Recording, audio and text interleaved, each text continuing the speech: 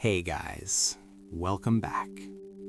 Tonight, we're drifting into a quiet chain of stories that seem unrelated at first, yet are bound together by one simple question. How do humans live with rules, pressure, and the need to breathe freely? We'll begin in ancient Rome, where strange and sometimes unsettling laws weren't signs of madness, but careful answers to overcrowded streets, fragile fires, and lives packed too tightly together. From there, we'll step softly into the life of Vincent van Gogh, a man who never fought society loudly, but searched endlessly for a space where color could speak when words failed. As the night deepens, we'll cross the ocean to New Orleans, where jazz was born not from order, but from the blending of cultures, rhythms, and quiet resilience, music becoming a gentler kind of law. And finally, we'll arrive in early America, where a small tax on whiskey revealed how far a rule can stretch before it presses too hard on everyday life, reminding a young nation that authority must still hear the people it governs. These are not stories of battles or shouting crowds. They are stories of balance, endurance, and the invisible lines that hold civilizations together or slowly reshape them. So before you get comfortable, take a gentle moment to like this video and subscribe, but only if these deep sleep history stories help you find peace, sleep better, or simply reflect on our shared journey through time. Now, close your eyes. Let the noise of the day fade away. Slow your breath and allow history to speak softly as the night carries us from ancient laws to quiet souls, to music in the dark, and finally, to a nation learning how to listen. Tonight, as your breathing slows and the world outside begins to soften, imagine yourself stepping quietly into the ancient city of Rome. Not during a parade or a battle, but during an ordinary evening, when the stones are warm from the sun and the streets hum with a low, tired life.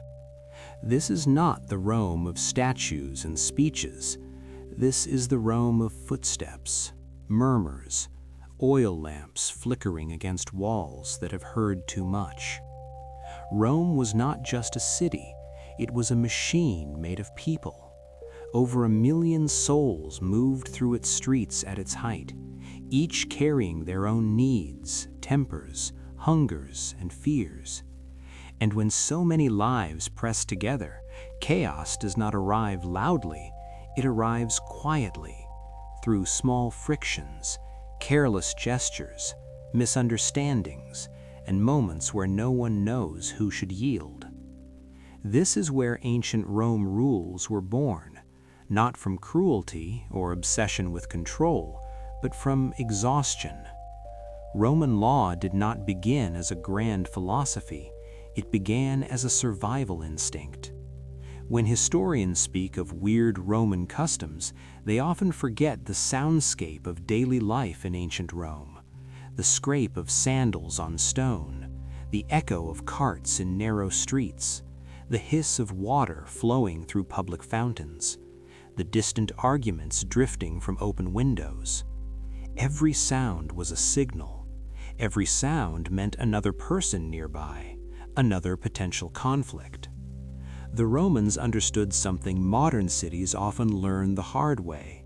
When people live tightly together, even kindness needs structure. Many ancient Rome rules feel strange to us because they regulate moments we no longer think about.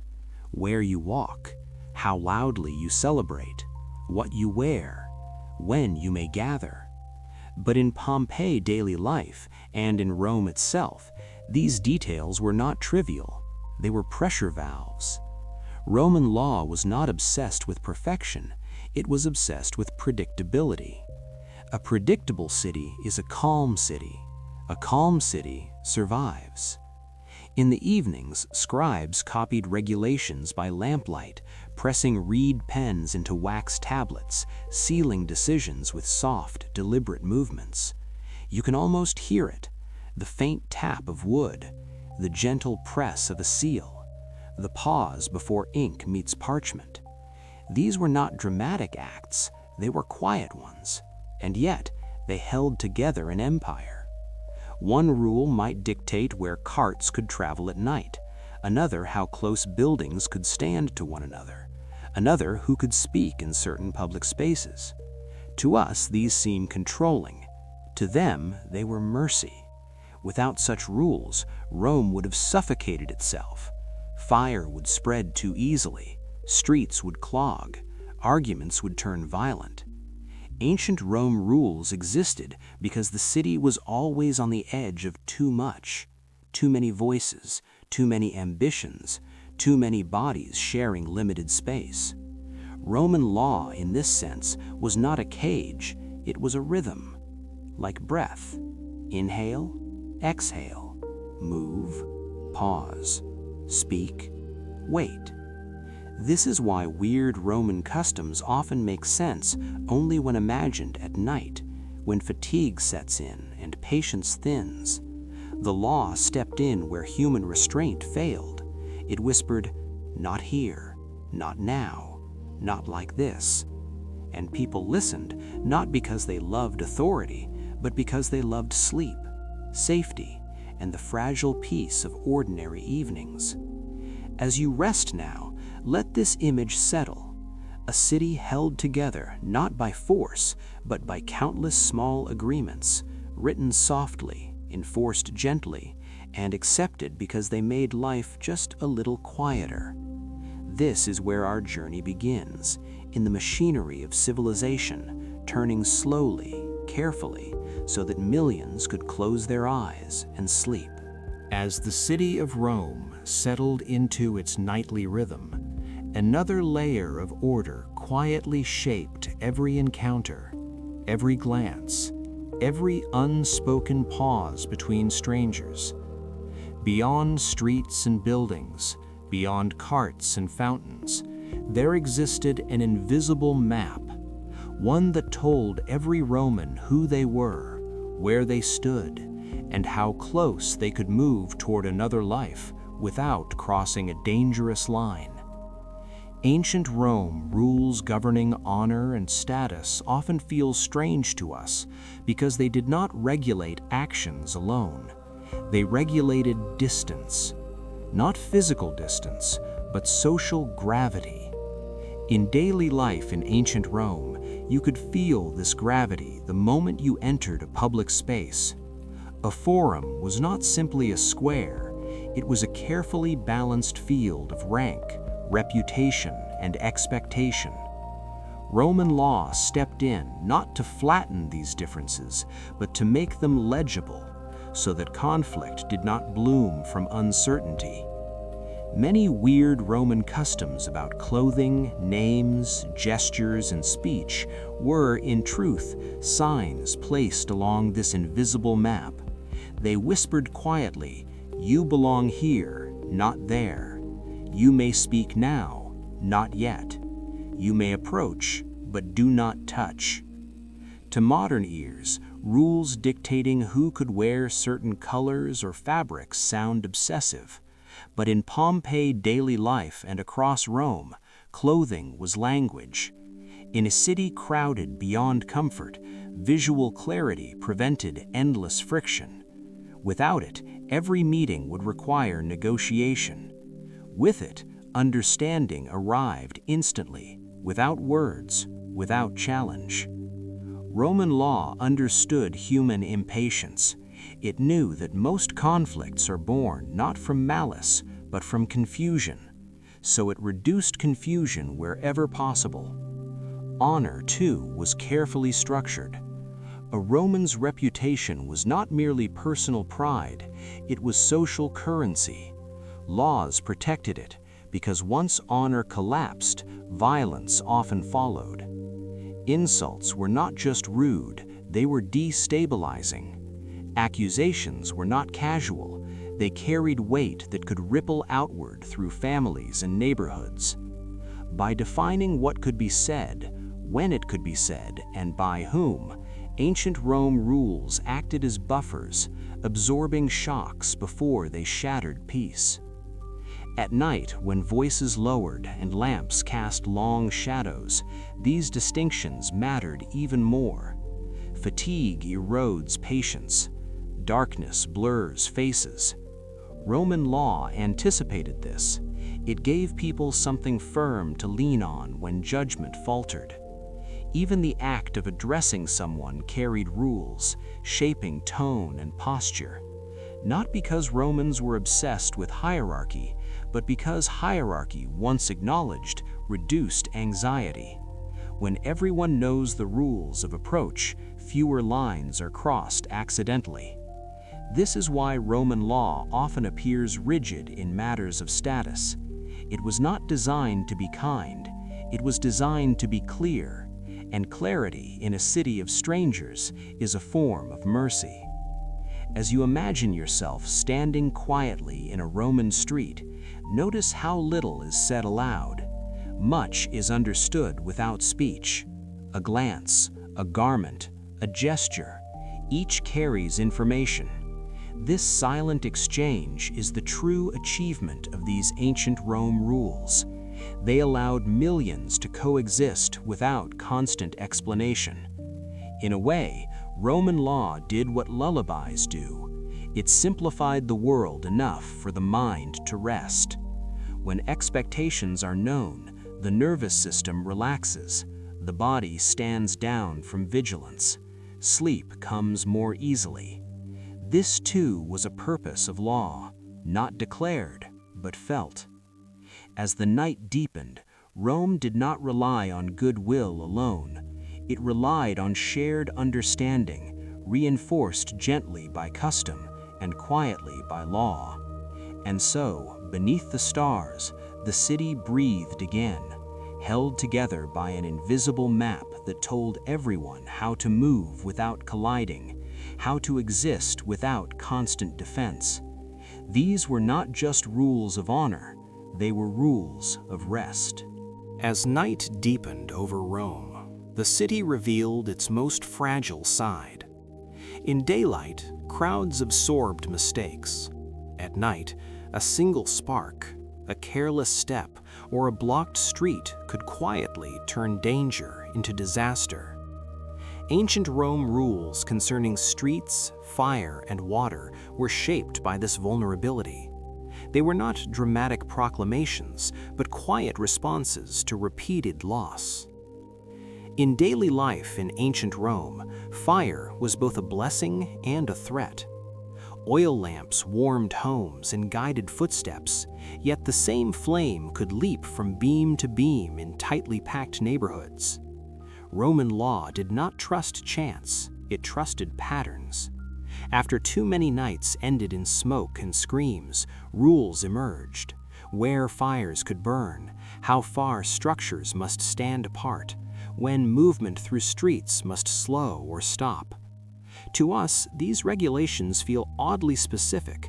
To Rome, they were scars turned into memory. Streets, too, demanded discipline. Rome's roads were not wide boulevards everywhere. Many were narrow channels carved between stone and brick, echoing every sound. Wheels, hooves, and feet competed for space. At night, when vision faded and fatigue dulled reflexes, Roman law stepped in again. Certain traffic was restricted.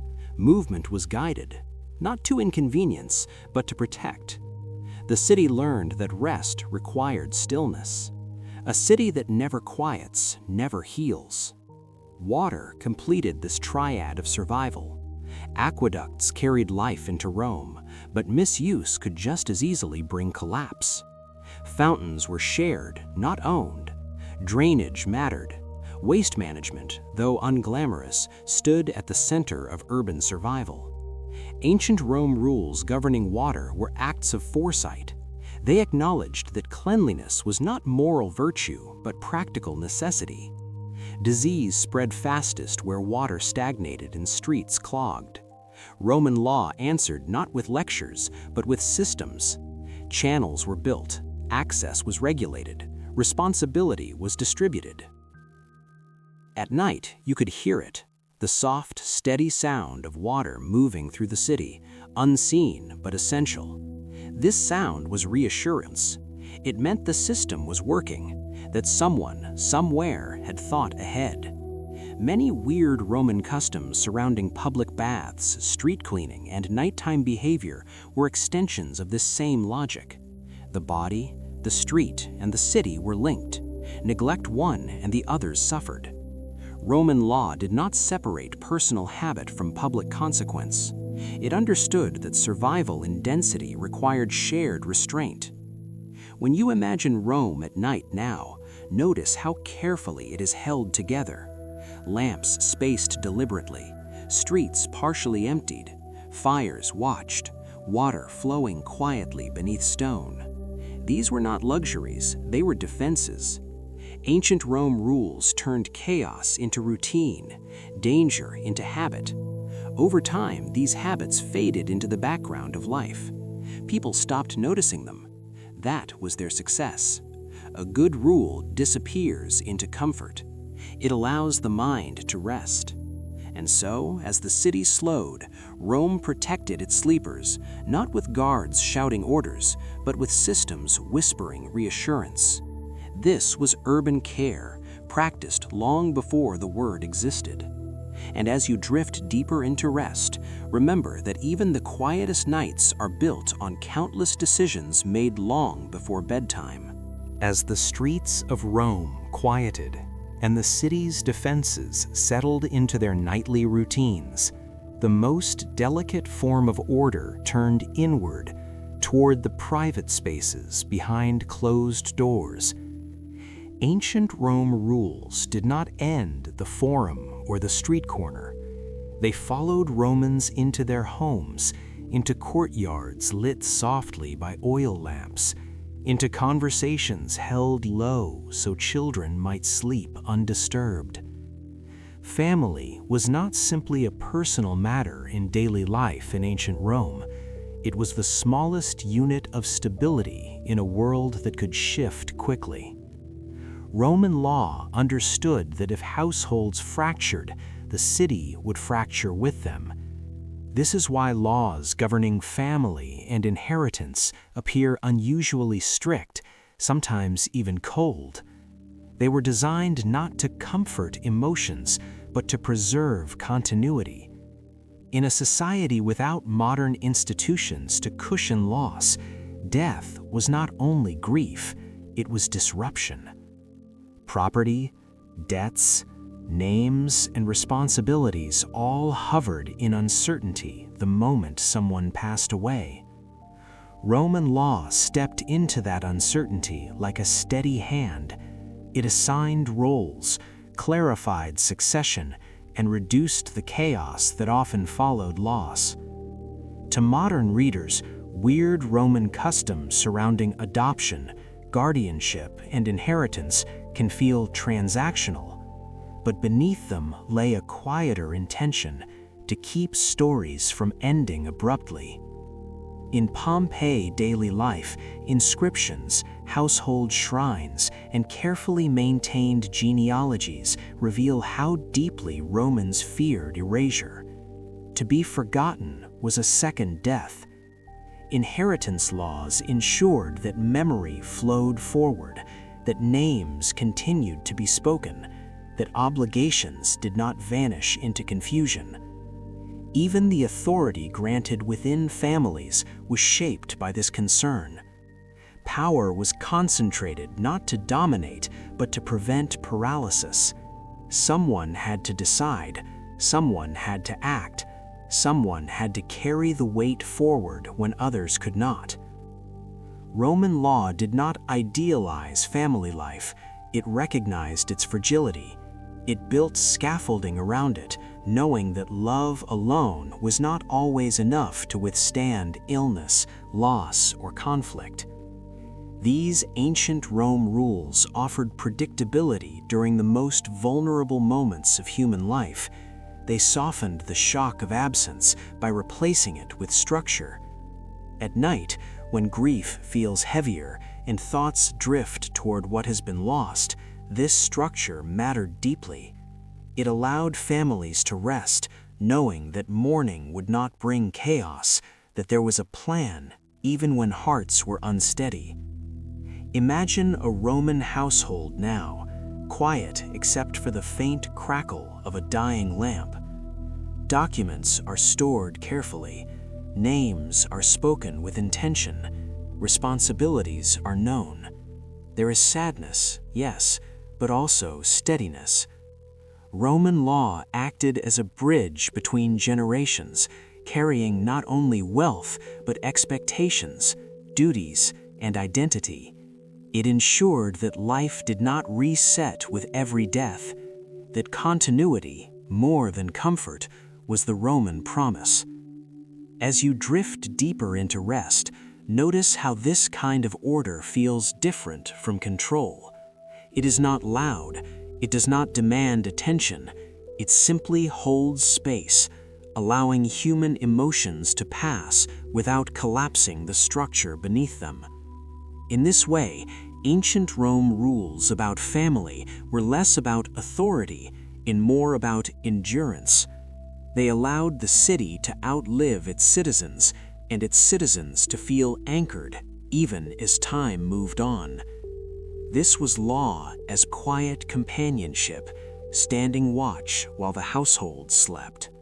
As Rome eased into its final hours of night, the last set of ancient Rome rules revealed something quietly human. These were the rules that governed celebration, gathering, and public behavior, not to erase joy, but to soften it, to keep pleasure from tipping into harm.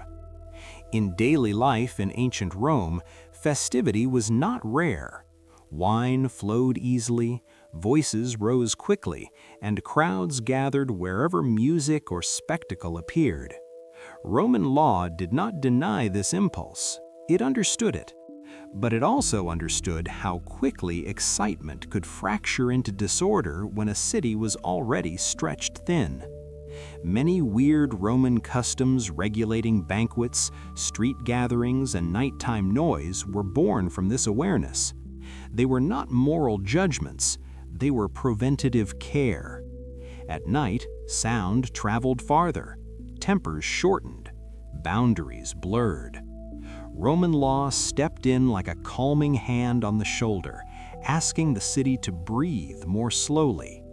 Limits on feasting, on public display, on the size and timing of gatherings were not meant to suppress life, but to keep it from consuming itself. In Pompeii daily life, traces of this balance remain etched into walls and spaces. Rooms designed to contain sound, courtyards shaped to absorb movement, streets that gently narrowed as the night deepened.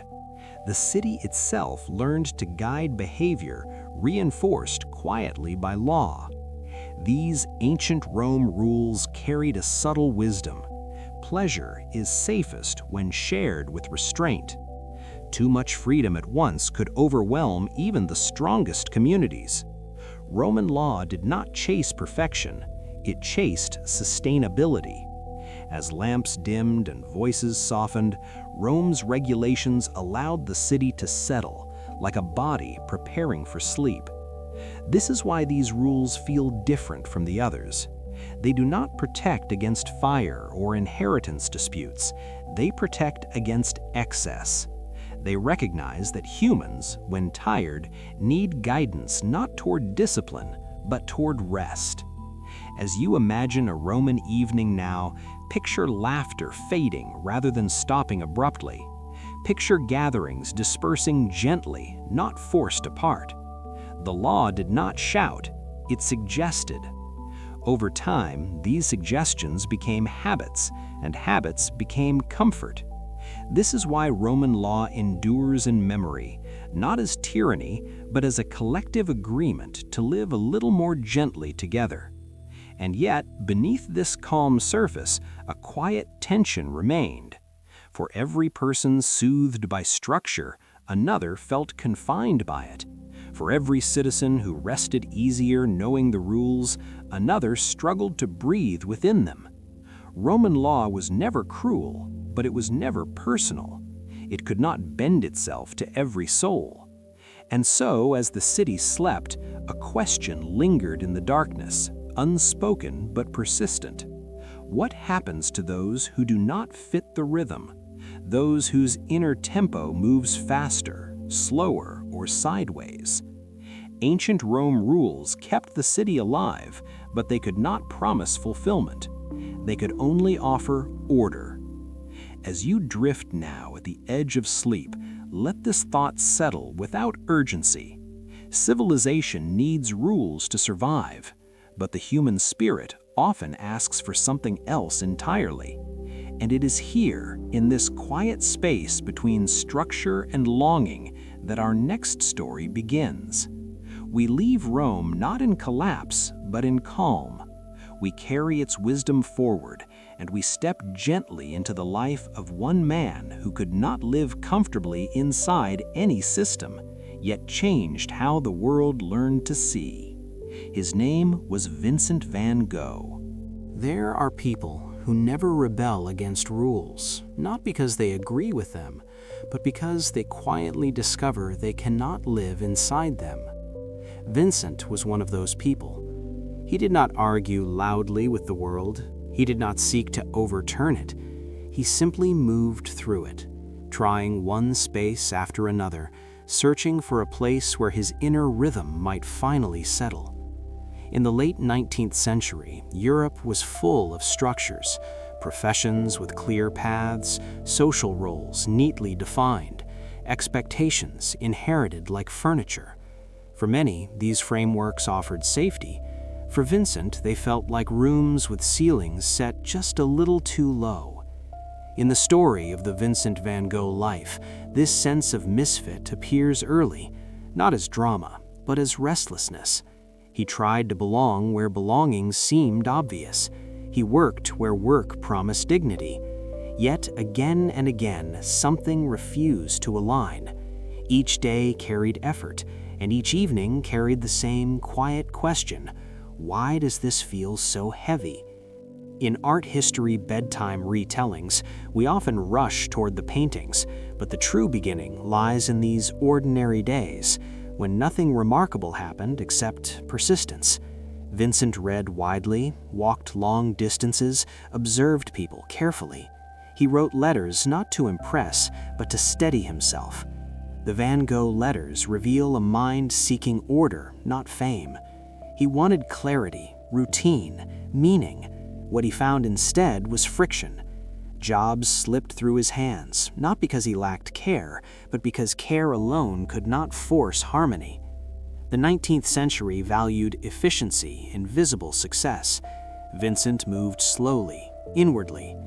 This mismatch followed him from place to place, like a shadow that lengthened at dusk. In calming history, this is where we pause, not to judge, but to listen. Listen to the quiet of someone trying to fit without forcing himself into shapes that would break him. His life did not unravel all at once. It frayed gently, thread by thread. Each attempt left him a little more aware of what he was not. And yet, there was no bitterness in this awareness, only fatigue. Vincent did not dream of changing Europe. He dreamed of standing still without feeling wrong. In 19th century Europe, such a wish was modest, almost invisible, but for him, it was everything. As nights passed and days repeated, his sense of displacement became familiar, almost companionable. It did not shout, it whispered. And in those whispers, something else began to form. Not a rebellion, but a sensitivity, a way of noticing light on walls, the posture of tired workers, the color of fields under different skies. This sensitivity was not yet art, it was simply attention, and attention, given long enough, becomes a refuge. As you rest now, let this early chapter settle gently. This is not a story of failure or genius yet. It is the story of a man walking through borrowed rooms, learning, slowly, that his place might not already exist.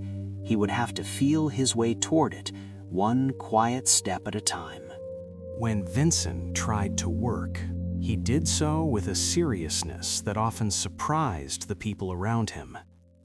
This detail is easy to miss because history prefers extremes, either talent or failure, brilliance or collapse. But in the quiet spaces between those labels, the Vincent van Gogh life was marked by effort. He woke early, he prepared carefully. He believed, at least for a time, that dedication might be enough to anchor him. In 19th century Europe, work was more than income, it was identity. A profession gave shape to a person, offering daily rhythm and social permission to exist. Vincent wanted this shape. He wanted to be useful, to be grounded, to feel that his presence made sense within the structure of ordinary days. And so he tried, again and again, to step into roles that promised stability. Yet each role resisted him, not with cruelty, but with indifference. The work asked for efficiency, consistency, and emotional distance. Vincent brought depth, intensity, in a need to connect inwardly with what he was doing. The mismatch was subtle, but constant. In Van Gogh letters, this tension appears not as complaint, but as confusion. He wrote about wanting to do well, about striving to meet expectations, about feeling responsible for his failures without fully understanding them. This is where his story remains deeply human. He did not reject work. Work rejected him, quietly, repeatedly, without explanation. In art history bedtime narratives, this period is often rushed, treated as a prelude rather than a life, but these years mattered. They taught Vincent discipline without reward. They taught him how to persist even when nothing seemed to come of it. He learned to endure long days without affirmation, to continue showing up even when results were thin and fragile. This endurance would later become invisible scaffolding beneath his creative life, yet at the time it felt like weight. Each failed attempt added to a growing sense that effort alone could not guarantee belonging. The world appeared to operate on rules he could not quite grasp.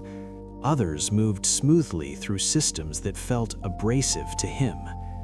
He internalized this friction, turning it inward rather than outward. There was no loud anger here, no dramatic rebellion, only a quiet accumulation of fatigue. In calming history, this is a crucial pause. It reminds us that not all suffering announces itself. Some suffering simply repeats, day after day, until it becomes part of the background. Vincent's days filled with routine tasks that never settled into comfort, his nights filled with reflection that never quite resolved. And yet, within this unresolved state, something steady formed. He learned how to be alone without collapsing. He learned how to listen to his own thoughts without immediate escape. Work, though it failed to hold him, trained his attention. It slowed him down. It made him observe his own responses to structure, authority, and expectation. In this way, even unsuitable labor shaped him.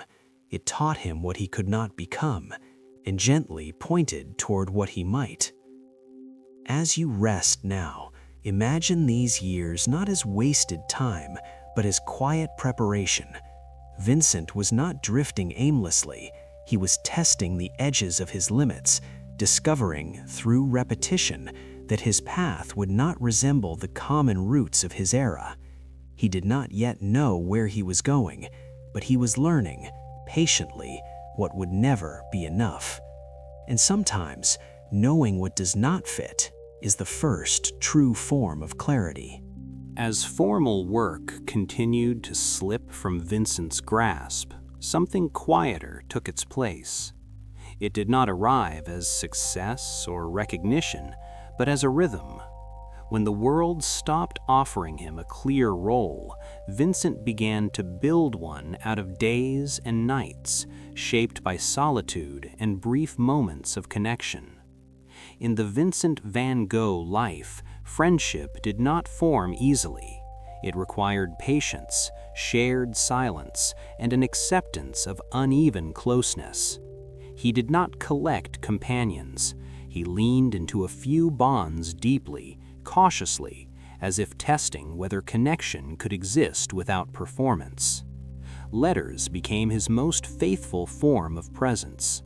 In Van Gogh letters, we hear a voice that is open but restrained, longing yet careful. Writing allowed Vincent to think alongside another person without the pressure of immediate response. It slowed communication to a pace his mind could inhabit. In the absence of stable work, this correspondence became a lifeline, anchoring his thoughts across distance and time. Solitude, too, shifted its meaning. It was no longer merely the result of rejection. It became a chosen condition, sometimes heavy, sometimes protective. In 19th century Europe, being alone often carried suspicion. Community was expected. Visibility was valued. Vincent lived slightly outside this expectation, discovering that solitude could sharpen perception. Without constant social negotiation, he noticed patterns others missed. The way light changed across hours, the repetition of labor in ordinary lives, the quiet dignity of people moving through routine. This observation did not yet announce itself as art. It was simply a way of staying present. Work, redefined, began to take shape here. Not work imposed by institutions, but work shaped by internal necessity. Vincent established routines not because they were demanded, but because they steadied him. Walking, reading, sketching, reflecting, these acts formed a gentle scaffold around his days.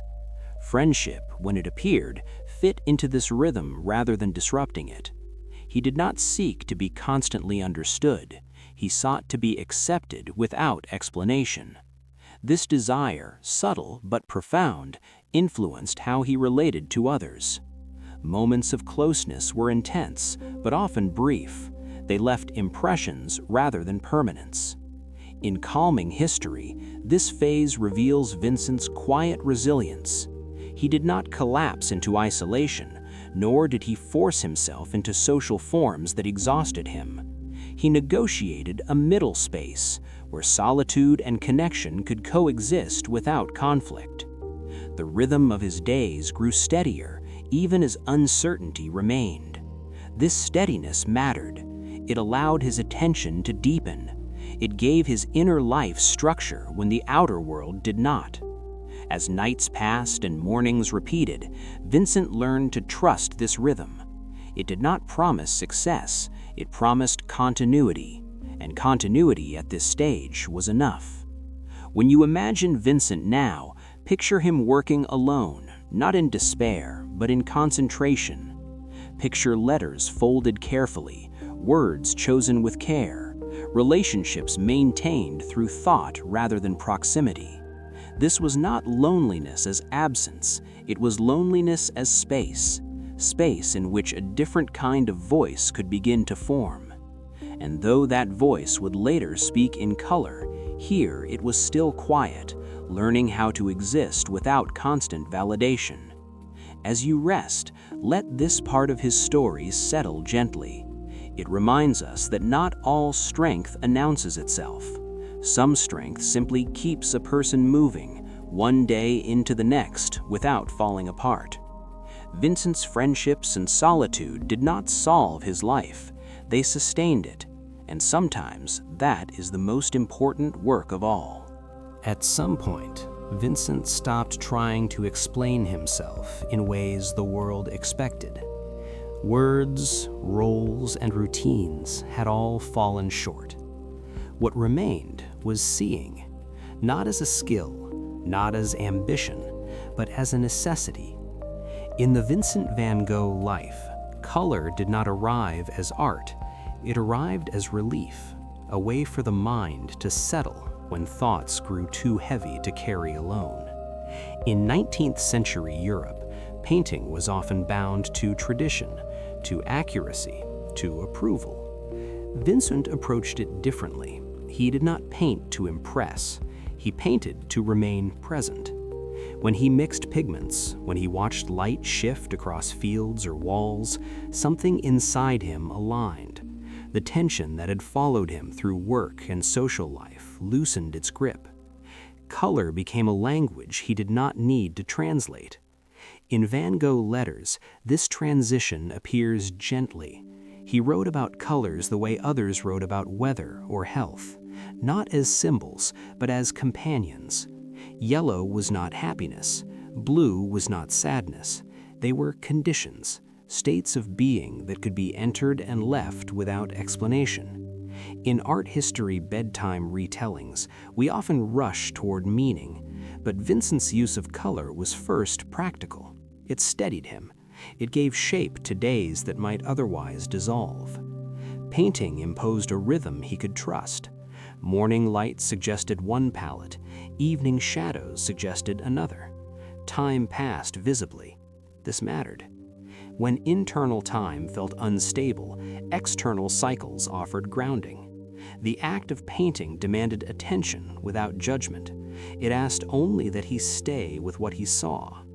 In calming history, this is where Vincent's story shifts from endurance to expression.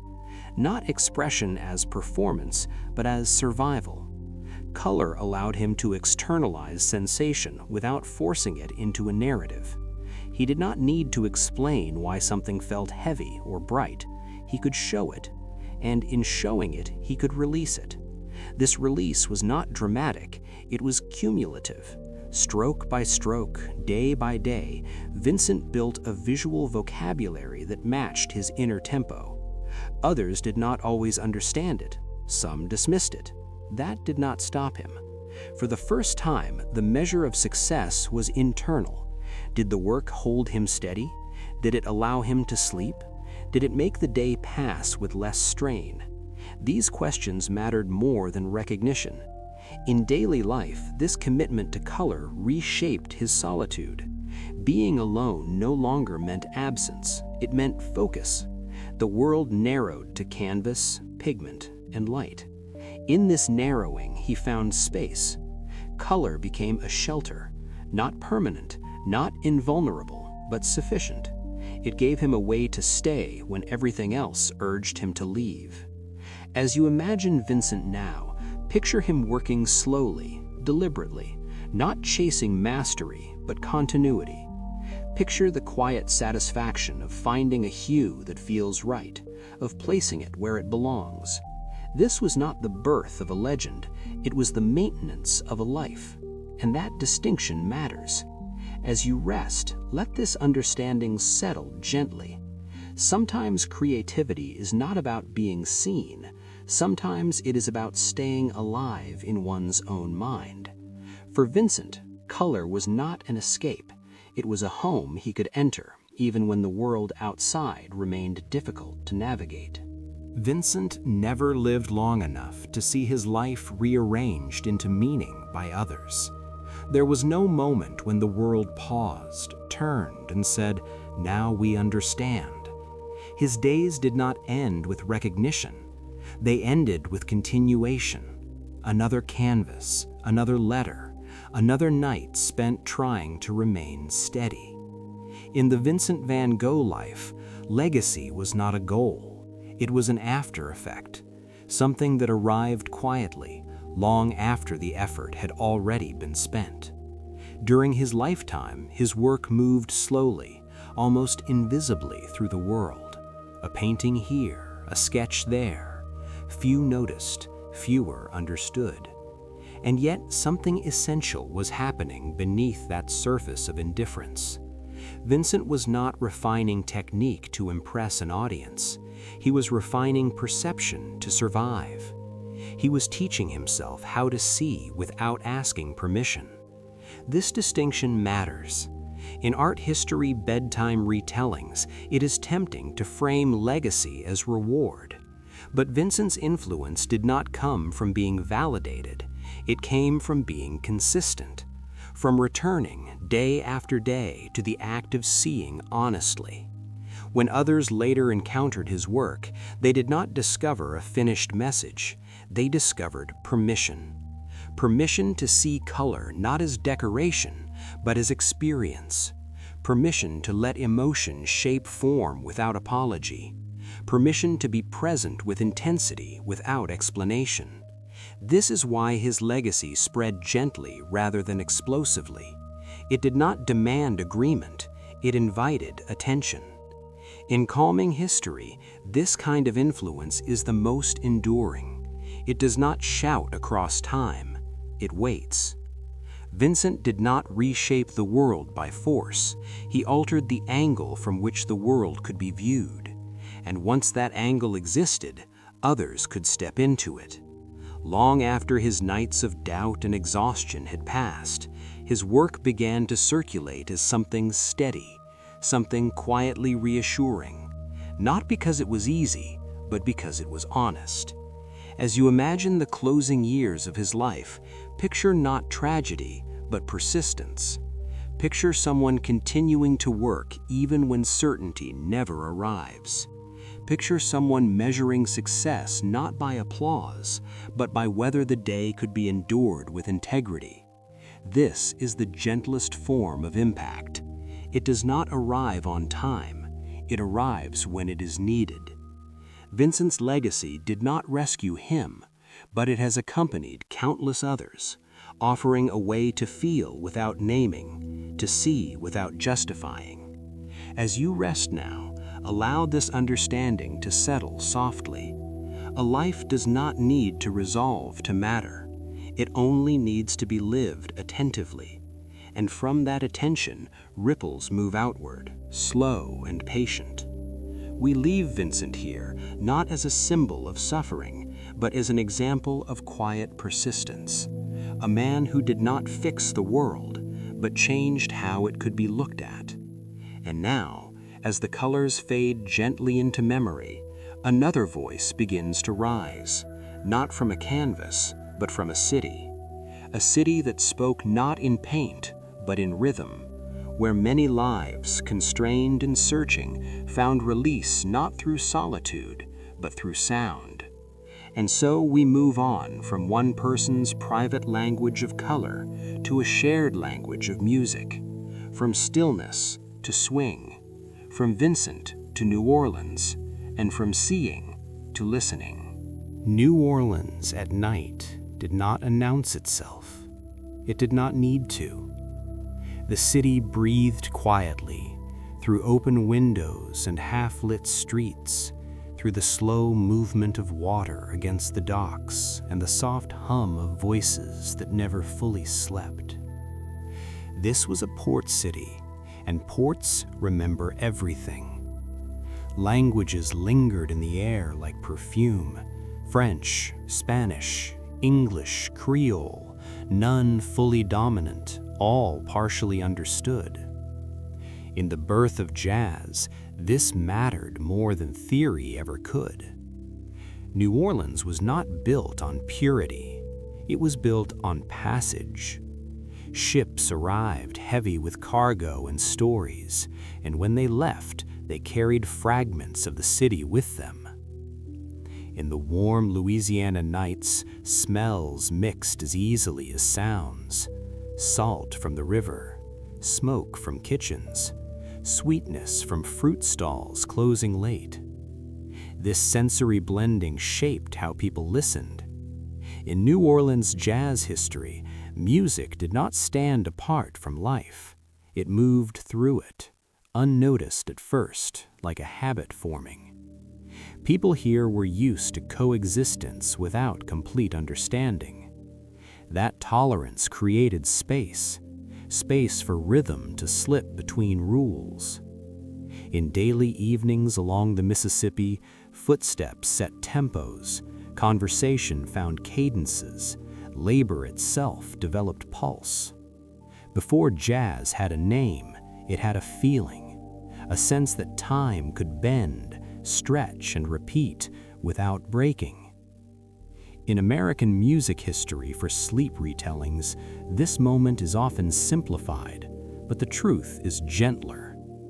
Jazz did not arrive as innovation, it arrived as adaptation. The city had learned over generations how to hold difference without resolving it. Music followed the same logic. It did not demand agreement, it offered participation.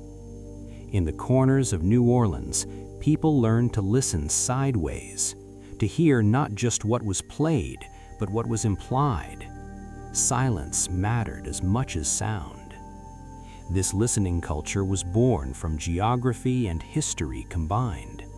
A port must remain open. A port must absorb. Over time, that openness became identity, and identity, when relaxed, becomes rhythm. As you imagine the city now, let it remain unhurried.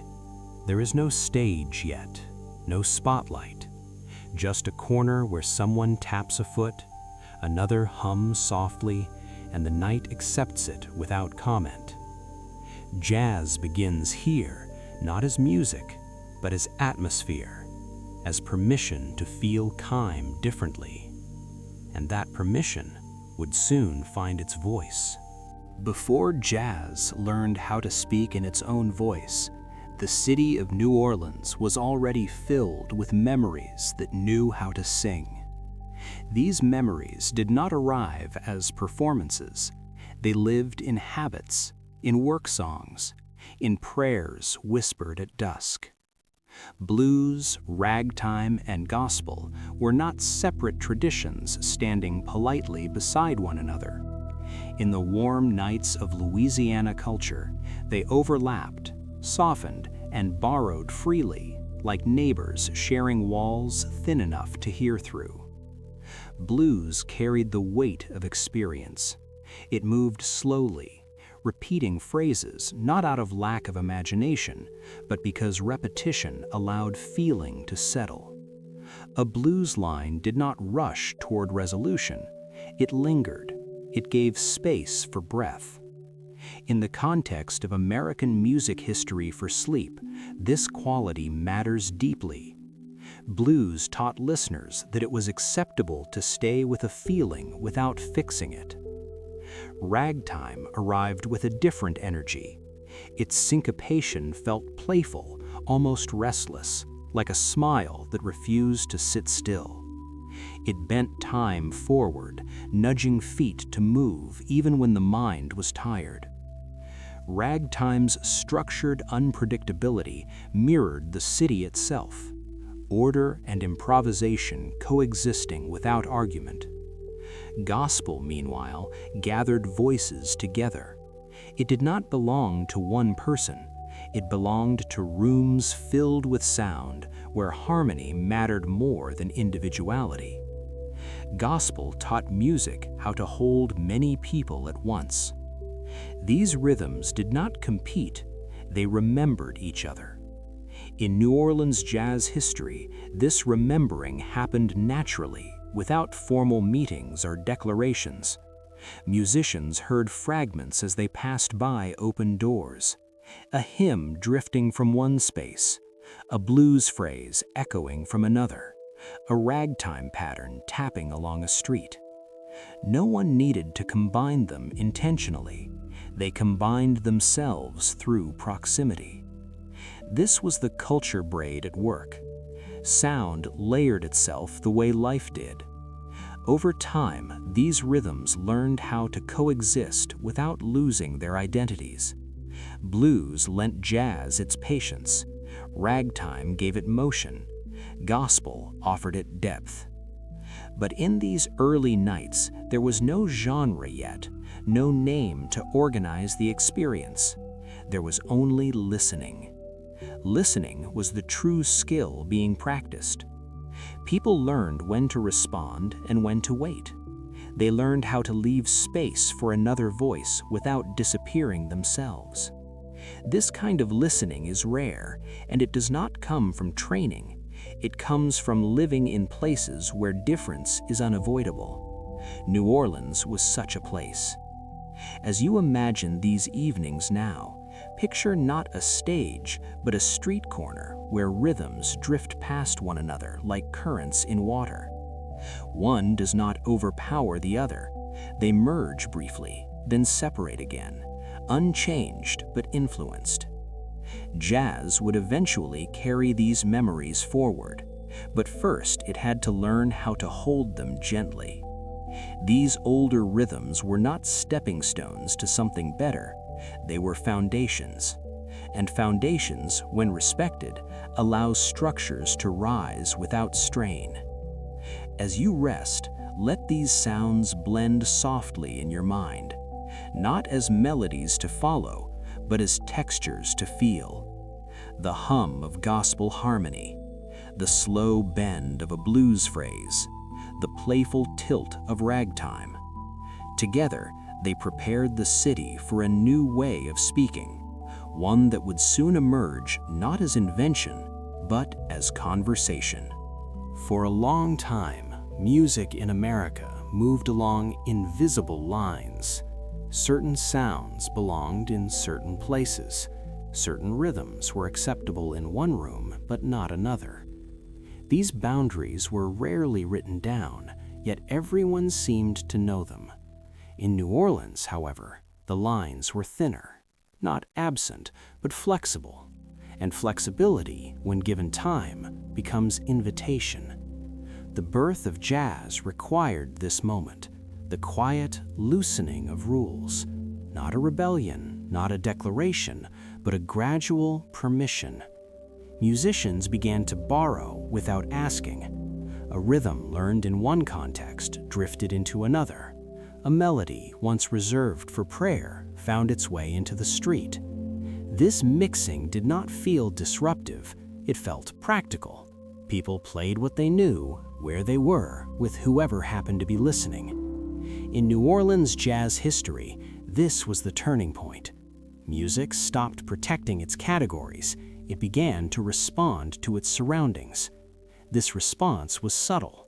No one announced that blending was now allowed.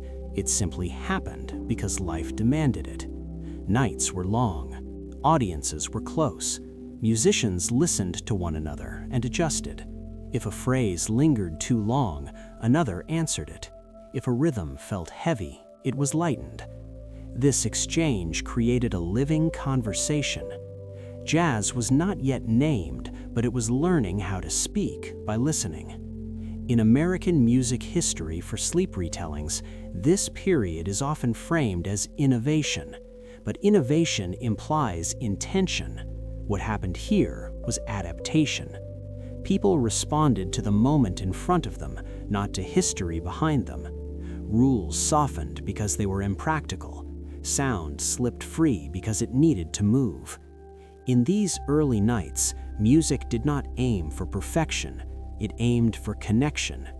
Each performance adjusted to the room, the hour, the mood. This made jazz resilient. It could survive mistakes. It could change shape without losing itself. As you imagine these gatherings now, picture musicians standing close, exchanging glances rather than signals. No conductor, no fixed arrangement, just attention. Attention became the rule. Listening became the law. This was a different kind of order, one that did not control, but coordinated. And coordination, when gentle, feels like freedom. Jazz emerged not by breaking rules, but by outgrowing them. The old boundaries did not disappear, they became less relevant. Music found a way around them, the way water finds a path through stone. This process was quiet, but it changed everything. It allowed sounds to carry experience without classification. It allowed musicians to respond honestly to what they felt and heard. In calming history, this is the heart of jazz's origin. Not rebellion, but responsiveness. Not chaos, but flow. As you rest now, let this idea settle. Sometimes freedom does not arrive with noise. Sometimes it arrives when rules loosen just enough for breath to pass through. Jazz was born in that breath. The first nights of jazz did not feel historic. They felt ordinary, almost forgettable, and that was their strength. Music slipped into evenings the way conversation did, without ceremony. A door left open, a room filling slowly, a bar where the light was low enough to soften faces. In these spaces, sound learned how to live among people. Bands gathered not because they were booked, but because someone knew someone, and someone else had an instrument within reach. The birth of jazz unfolded in fragments, half a tune here, a familiar rhythm reshaped there. Musicians stood close, not for intimacy, but for necessity. There was no amplification to widen distance. Every note had to travel through air thick with voices and movement. This closeness shaped how music behaved. It became responsive. A trumpet adjusted its tone to the room. A drum found a steadier pulse when conversation grew loud. These adjustments were not rehearsed, they were instinctive. In New Orleans jazz history, these nights matter because they taught jazz how to adapt. Bars and street corners were unpredictable. The audience changed constantly. Someone lingered, someone left. Music learned not to cling, it learned to continue. This gave jazz a fluid quality that suited the city. It could swell and soften without stopping. It could invite without demanding. In American music history for sleep retellings, this scene is often romanticized, but its true power was quiet. These nights did not announce beginnings, they repeated. Night after night, small gatherings formed and dissolved, leaving traces in memory rather than records. Jazz spread this way, not through institutions, but through habit. Someone heard a phrase and carried it elsewhere. Someone tried a rhythm at another corner. The music traveled lightly, unburdened by ownership. It belonged to whoever was listening. In these early settings, mistakes were common and unremarkable. A missed cue did not end the night, it became part of it. This tolerance shaped the music's character. Jazz learned to move forward without stopping to correct itself. It trusted momentum over precision. As you imagine these scenes now, picture the city breathing with sound, a corner where a clarinet bends a note just long enough to hold attention, a doorway where a bass hums beneath laughter, a sidewalk where feet tap unconsciously, syncing with a rhythm they do not name. Jazz was becoming visible, not as spectacle, but as presence. It did not interrupt life, it accompanied it. This companionship made the music durable. It could survive indifference. It could thrive without praise. In calming history, this is an important lesson. Not everything meaningful arrives with recognition. Some things grow because they are useful. Jazz was useful. It filled gaps. It softened edges. It gave nights a shape when days had taken too much. As the hours stretched and the city remained awake, music became a gentle guide through time. It marked transitions without demanding attention. Midnight felt different with sound, so did dawn. These early nights trained jazz to be patient, to wait, to listen, to respond. And in doing so, they prepared it for the journey ahead, one that would soon carry these rhythms beyond the city, carried not by force, but by memory. Jazz did not leave New Orleans with announcements or schedules. It traveled the way stories do, lightly, carried by memory rather than maps. Someone heard a phrase one night and tried it somewhere else weeks later. Someone moved north for work and brought a rhythm tucked quietly into their habits. In the birth of jazz, this movement mattered as much as the sound itself. Jazz learned to be portable. It learned to fit into suitcases of experience, unfolding wherever people gathered long enough to listen. As it drifted beyond the city, it changed slightly, the way all living things do when they encounter new air. But it kept its core: attention, responsiveness, space. In American history for sleep retellings, this spread is often framed as success. But jazz did not spread because it was celebrated. It spread because it was useful. It gave people a way to share time without forcing agreement. It allowed expression without speeches. In places where words were risky or insufficient, rhythm offered a softer law, a law that did not punish, a law that coordinated. This is why jazz felt freeing without being loud. It did not demand that people choose sides. It invited them to listen together.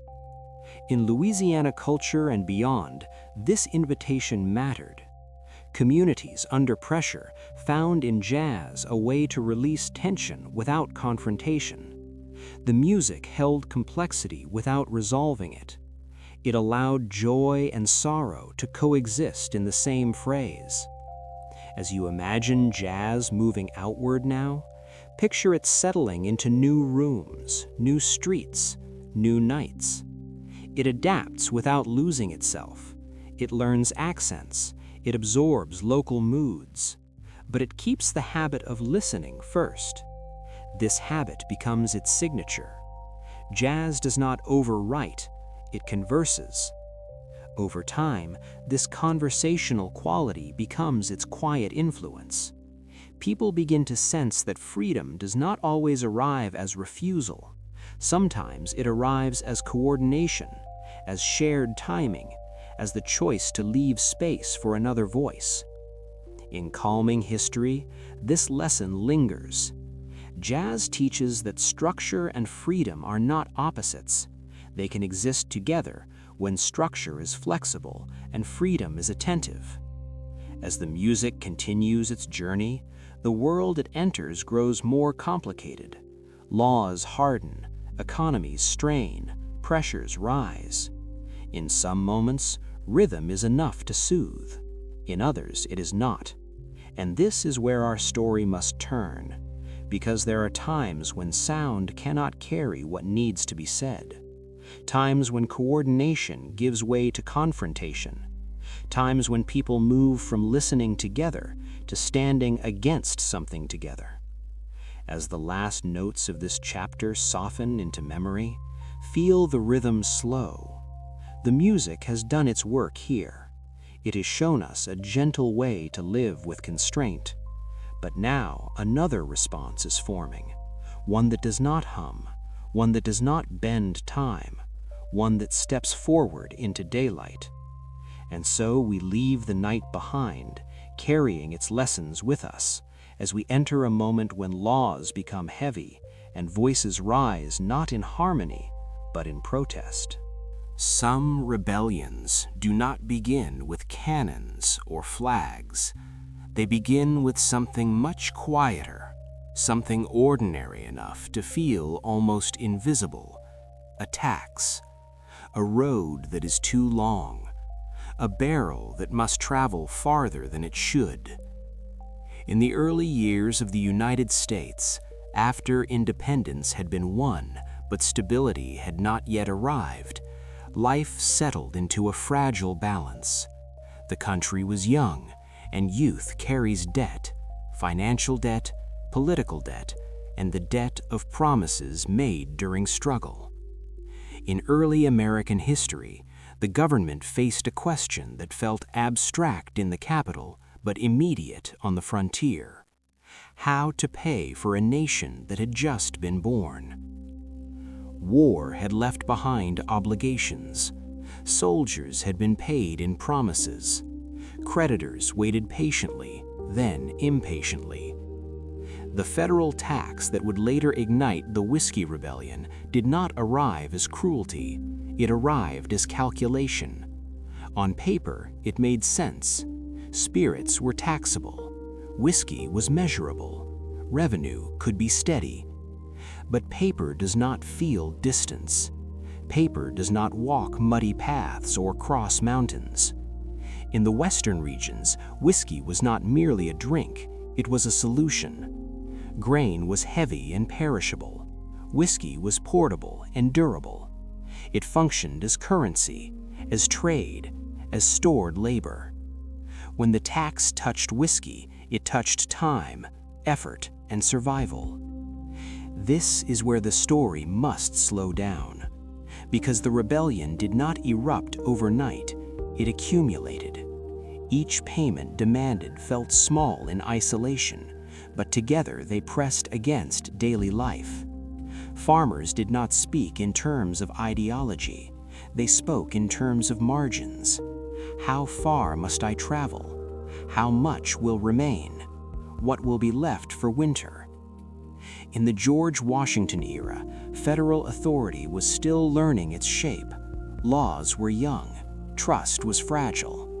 The people most affected by the tax lived far from the centers of power. Representation felt distant. When enforcement arrived, it did not carry context with it. It carried paperwork and expectation. In bedtime history retellings, this moment is often framed as conflict between government and people, but that framing misses the quieter truth. This was a lesson in weight. How heavy can a law be before it bends those who must carry it? The Whiskey Rebellion teaches us that governance is not only about intention, it is about contact. How a rule lands matters as much as why it was written. As nights passed in these frontier communities, frustration did not roar, it murmured. Conversations repeated, concerns circulated. People listened to one another and realized their private strain was shared. This recognition is powerful. It turns isolation into awareness, awareness into resolve. The rebellion, when it finally took shape, did so not as chaos, but as communication that had failed to travel upward. As you rest now, let this opening of the final chapter settle gently. This is not yet a story of confrontation.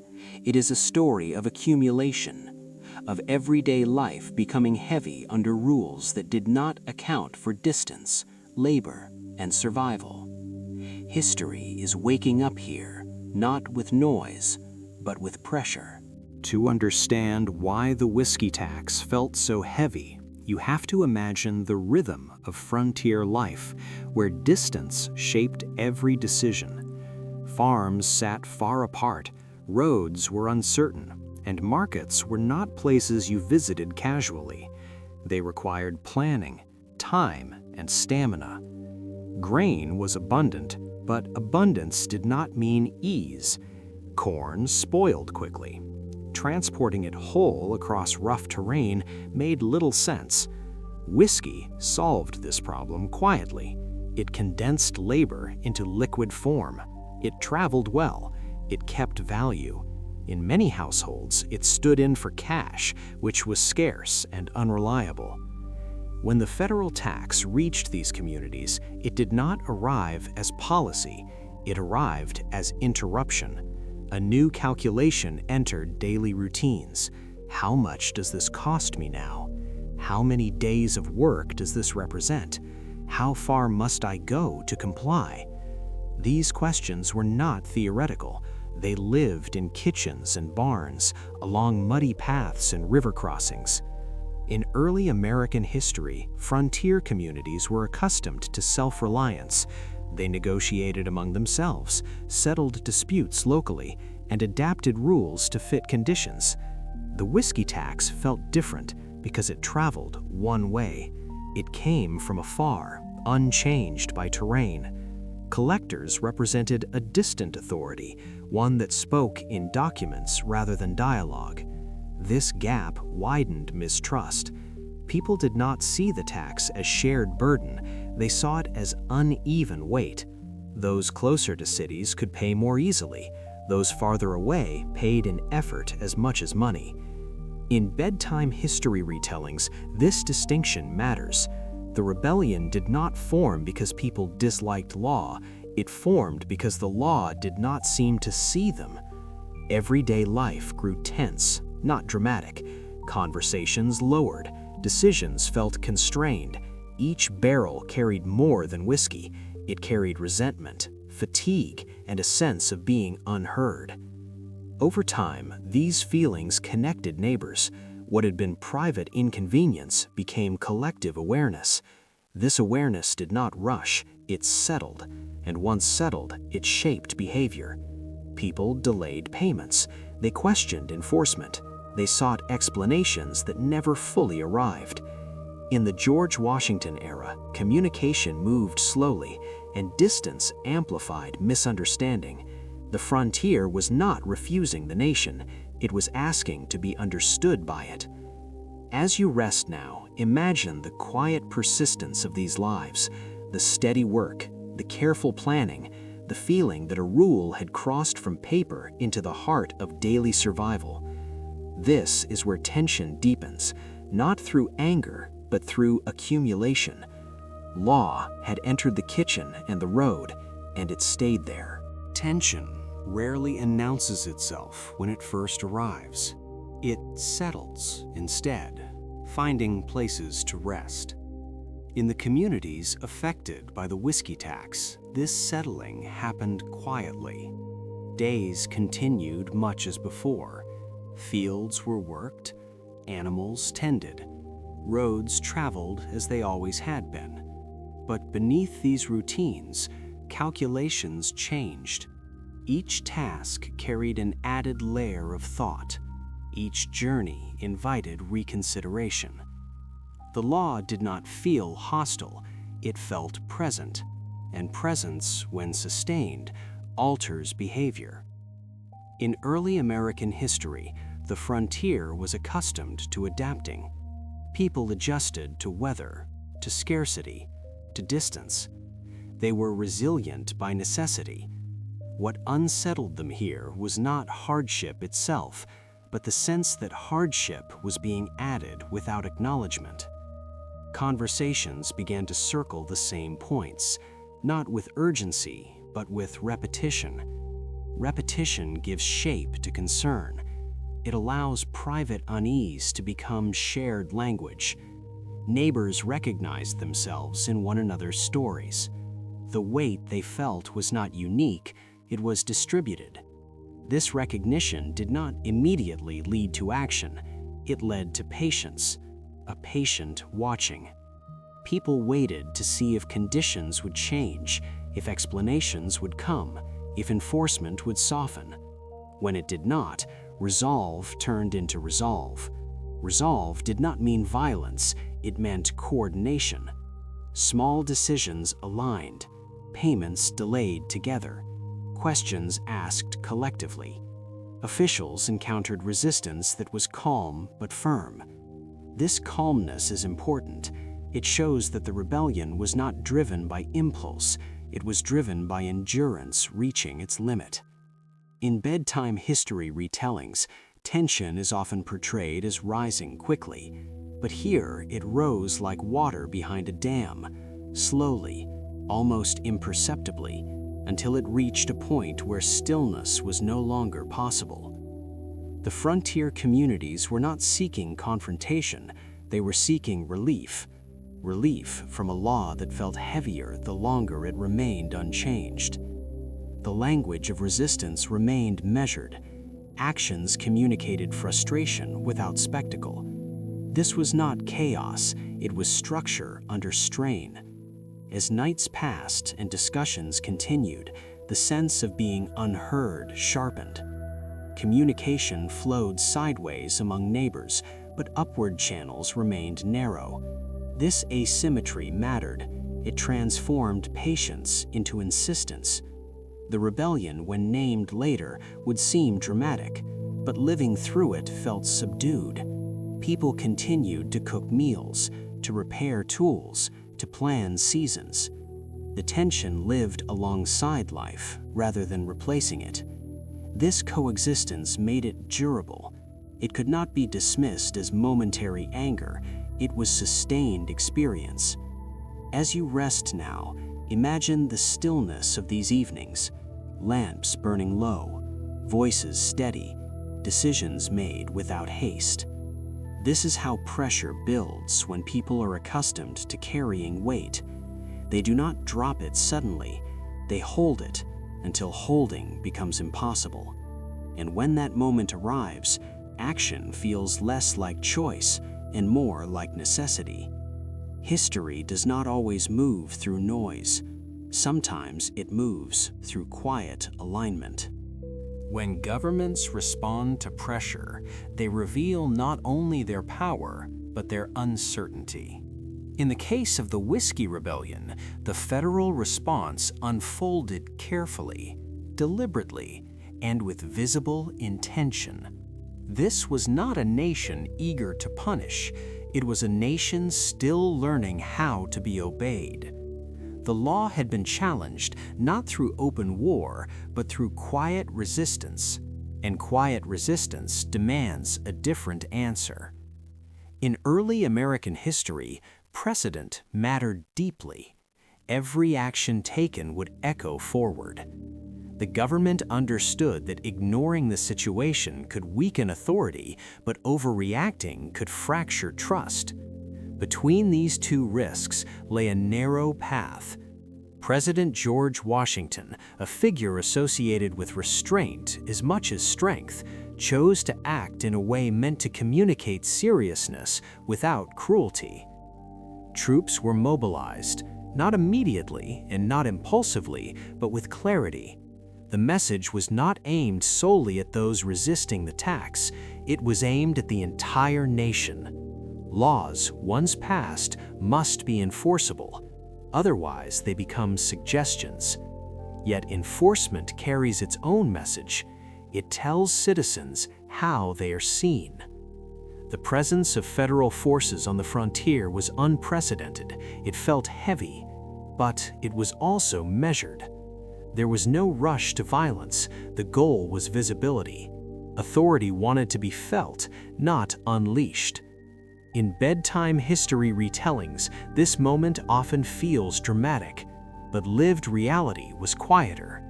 Troops moved through landscapes slowly. Encounters were restrained. The mere appearance of organized power shifted calculations. Resistance softened, not because beliefs vanished, but because the balance of risk changed. This is an important distinction. The rebellion did not end because people suddenly agreed with the tax. It ended because the government demonstrated that disagreement had limits. This demonstration carried consequences beyond the immediate moment. It established a pattern. Federal law would be upheld, but the manner of its enforcement would matter. Washington's response was designed to avoid martyrdom, to prevent escalation, and to reinforce unity without humiliation. The rebellion faded not in flames, but in dispersal. People returned to their routines with a new understanding of where authority rested. Yet something lingered. The experience had taught both sides something. Citizens learned that resistance had boundaries. The government learned that distance complicates governance. As you rest now, notice how this chapter avoids triumph. There is no victory declared here, only resolution. Power asserted, but carefully. Authority exercised, but aware of its fragility. History often presents force as a single decisive moment. In truth, it is usually a negotiation between presence and restraint. The Whiskey Rebellion became a quiet classroom in which a young nation practiced how to respond without breaking itself. This response did not erase grievances, it clarified structure. And clarity, even when imperfect, allows societies to continue. When the noise fades, what remains is rarely the law itself, but the memory of how it felt to live beneath it. The Whiskey Rebellion did not rewrite the Constitution. It did not erase the tax overnight. Yet it left behind something quieter and more enduring. It reminded a young nation that authority is not sustained by force alone, but by attention, by listening, by adjustment. In the years that followed, the lesson lingered. Lawmakers began to understand that representation is not only a matter of votes and assemblies, but of proximity. Rules written far from daily life grow heavy quickly. This realization did not solve every conflict. It did not make governance gentle or perfect, but it planted awareness, and awareness changes tone. As you reflect on this final chapter, notice how it echoes what came before. In ancient Rome, strange rules existed not to confuse, but to keep a vast city from tearing itself apart. Law was a response to density, danger, and difference. It worked when it understood the lives it touched.